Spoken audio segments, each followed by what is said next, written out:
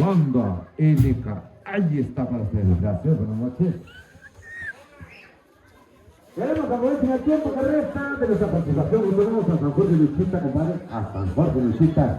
Queremos llegar a fin temprano a mandar las meditas por allá a la imagen religiosa que estamos festejando. Gracias, muchísimas gracias, señoras y señores. Aprovechen los últimos temas por allá, por supuesto, que resta de nuestra participación. Vamos a San Jorge Luchita. Chute. Y su bonita es de verdad, qué bueno que le echa ganas, señora. Así me gusta la gente que no es tóxica, chingada. ¿Qué pasó? ¿Cómo está la festejada? La festejada, Diosito. Échenle un aplauso, no sean todos tacaños para apoyar a los festejados. ¿Qué pasó, muchacho? Más o menos. Está bien, ese que está en la tarola, ese es mero picudo.